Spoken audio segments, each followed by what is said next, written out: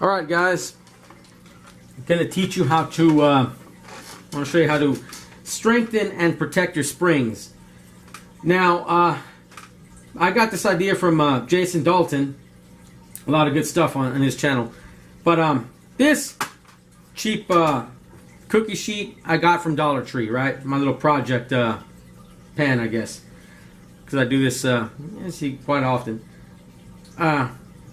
But I would recommend you order or request the following springs from Hi-Point, right? Call them up.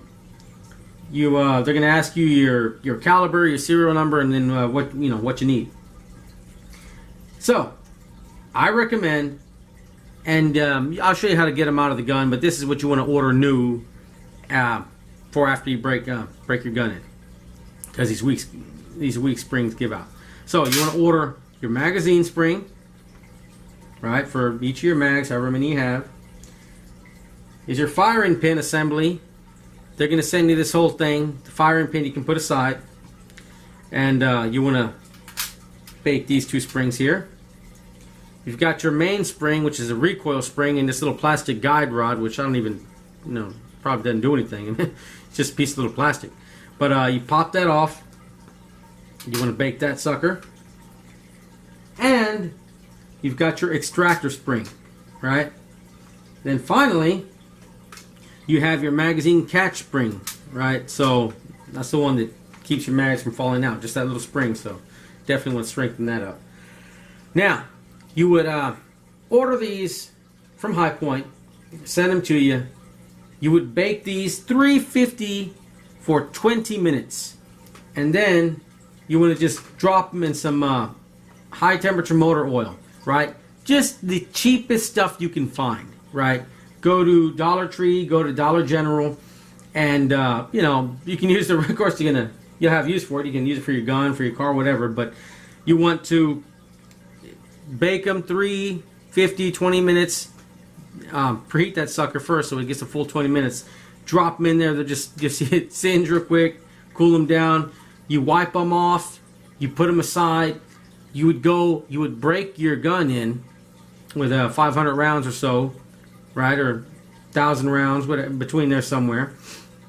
And then you would swap out those weak old springs and replace them with these strengthened springs, right? If you're going to have it for, especially if you're going to have it for self-defense or home defense or something, concealed carry, then you definitely want to swap them out with a stronger spring. So let's put this aside, and I'm going to show you how to protect these springs. Two things I like to do here. I got this, and I did a video about it before.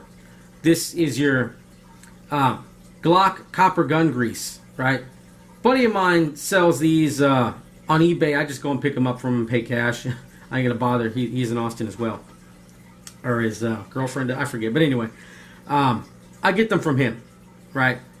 And you can get this stuff, but I like it better in this guy. It's the right size to fill up springs on guns, and this stuff, it's a mess. So I let him, or her, whoever does it, I let them fool with it.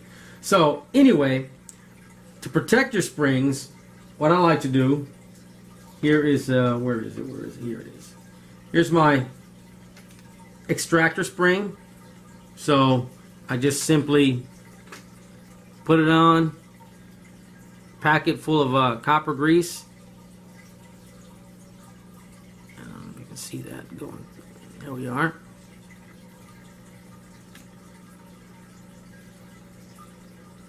And then just drop it all in there.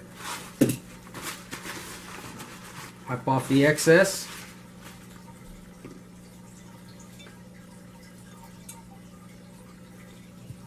Put your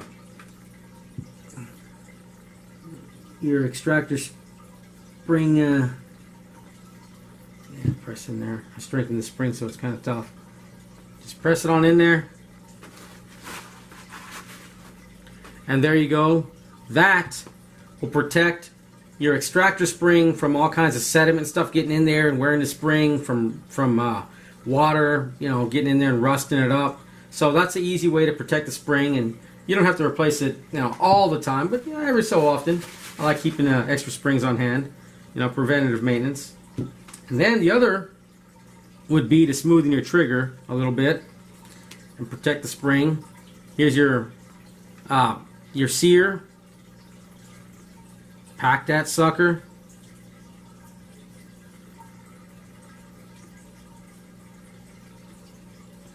And then pop that in there and fill